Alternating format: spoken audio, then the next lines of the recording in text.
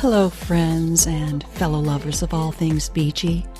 Welcome to The Beach Speaks, the podcast that shares stories about the beach and our connection to it. I'm your host and beach lover, Paige Friend, helping you reconnect with the beach, return to your soul, and reimagine your life. So grab a cool drink, relax in your beach chair, stick your toes in the sand, and enjoy this episode of The Beach Speaks.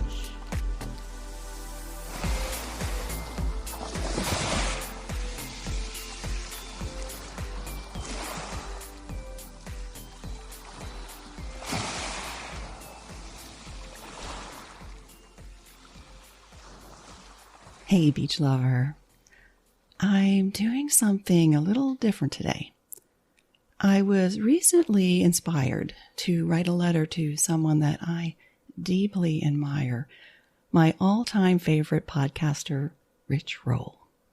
And when I started writing the letter, I thought, wouldn't it be fun to do this in audio form?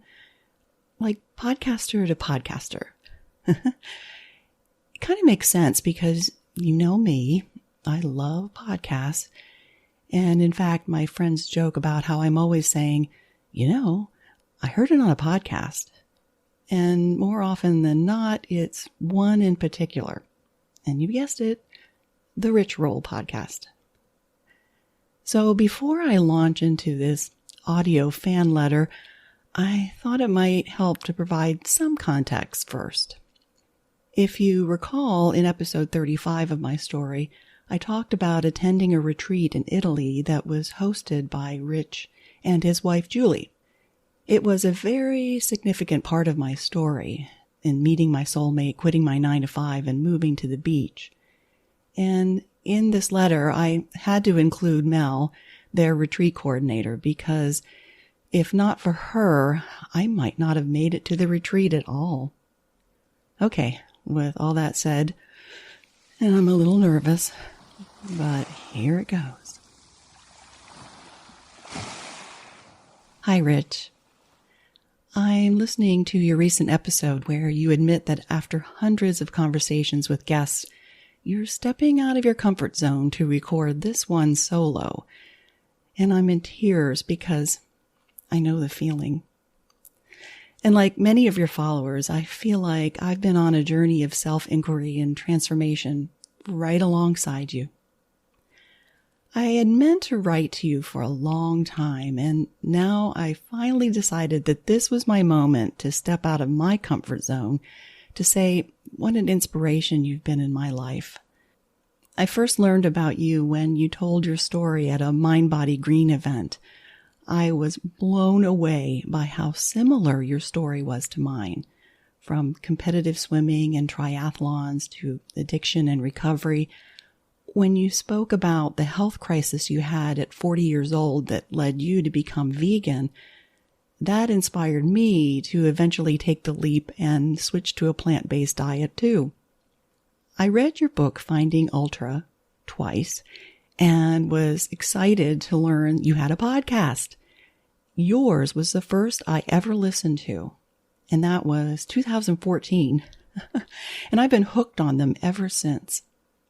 I was even inspired to create a podcast of my own.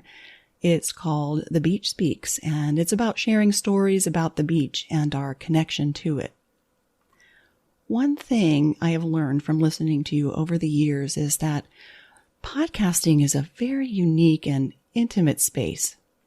To hear your voice coming through my earbuds, sharing about your everyday life, it's like you're speaking just to me, like a close friend. I like to think about my podcast the same way. I've heard you say it's a bit surreal when someone you've never met before just walks up to you and starts talking like they know everything about you, while you know nothing about them. When people ask why I started my podcast, I always start by describing how much I love your podcast and that I've been listening to it since the days when you first started. You said that in those early days, you had no real plan for what the show would be, It was just something you felt compelled to do. I can relate to that.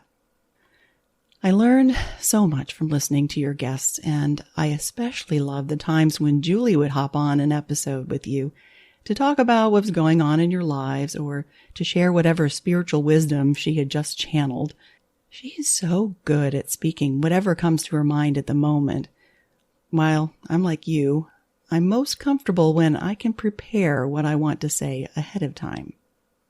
Back in 2018, when you made the announcement on the podcast about the Plant Power Italia retreat, that I could spend a week in Tuscany with you, Julie, and a group of people from all over the world doing amazing things, well, that would be a dream come true. I really wanted to go. I was about 8 months into a year of self-discovery, and it just seemed like the time was right. However, I wasn't sure if I could swing it on my budget. Every time I heard you talk about it on the podcast, I would tell myself, I'm going to sign up for this someday when my finances were a little better and I could take the time off from work. Then you announced to the listeners that there were only a few spots left, so if any of us were thinking about going, we needed to sign up soon. And when I heard that, I was overwhelmed with a sense of urgency that if I didn't sign up right now, the opportunity would be lost forever. So I said a prayer to my higher power, filled out the application on your website, and I kept checking my email for a message from Mel with the confirmation. I got her email, but the message was, I had just missed booking the last room. I was so upset with myself. It was my procrastination that lost me a spot at that retreat. But Mel, being the intuitive soul that she is, knew I had to be there. She said not to worry, she would find a way to make it work. And she did. It meant I would have to share a room with someone, but I didn't care. I knew that anybody attending this retreat would be somebody I'd like to get to know. And in a way, that made it even more exciting. The trip getting there was an exercise in stepping out of my comfort zone. Here I was, a woman, traveling alone in a part of Europe I had never been, nervous but excited. But when I arrived at the retreat, my excitement turned into imposter syndrome. Who was I to be here? I wasn't doing anything super amazing in my life like everyone else, it seemed. But I got this far. I might as well enjoy the moment. And there were so many great moments. Running up that rocky path to the winery wearing my Peace Plants t-shirt that I ordered from your website. And Julie leading the holotropic breathing exercise. That was a trip. Dining on amazing vegan Italian food. And when you recorded a live podcast with our group to play on your show, I really loved that. I appreciated the one night you led an impromptu 12-step meeting.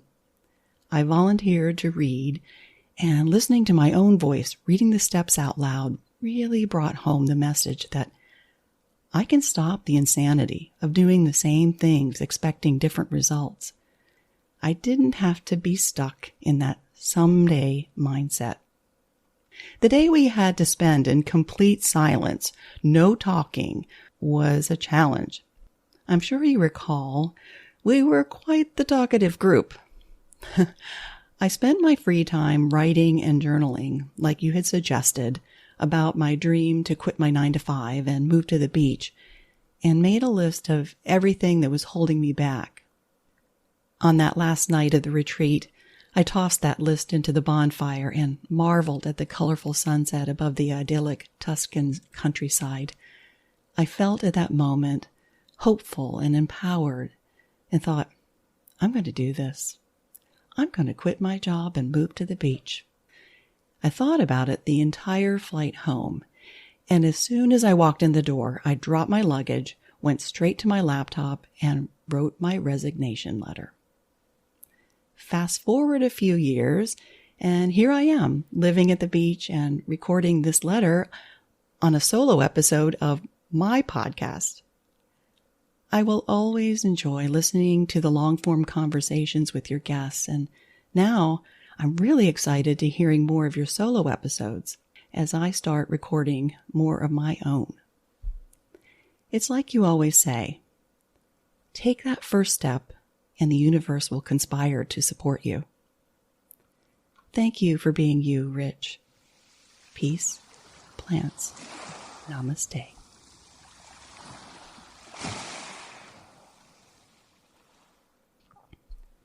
Well, I did it. I wrote the letter, and that I turned it into a solo episode feels pretty good.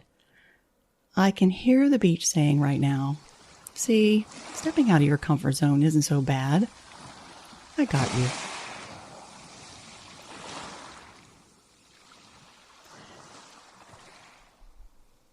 I'm excited to report that as this episode comes out, I'm headed off for 5 days in Cancun. And the timing couldn't be better. I recently recorded an episode with a couple that live at the beach in Australia, and they just got back from a trip to Mexico where their last stop was Cancun. They host the travel podcast Beach Travel Wine, and I'm really looking forward to sharing that conversation with you soon. We talked about learning to scuba in the Great Barrier Reef, what it's like to live at a beach in Australia, why Turkey is on their beach bucket list, and all things beachy in between. Speaking of beach travel, I have a lot of traveling coming up, including 2 more beaches on my Florida beach bucket list. So I decided to take a brief pause next month to just relax and chill. And so you don't go into total beach withdrawal, I'll be sharing a few of my favorite episodes while I'm away. So relax, chill, and take some time to go back and listen to the episodes that speak to you.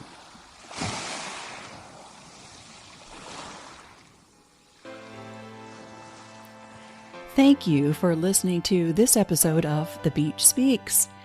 If you liked what you heard, share the podcast with another beach lover. And speaking of sharing, I want to know how the beach is speaking to you. To record a message, just go to my website, thebeachspeaks.com, click the voicemail button, it's super easy, and I'll play it on the show. And if more beach is what you crave, visit thebeachspeaks.com or follow The Beach Speaks on Facebook and Instagram, where I post all my gorgeous sunrise photos and videos. It's another way for you to reconnect with the beach, return to your soul, and reimagine your life. The beach is speaking. Are you listening?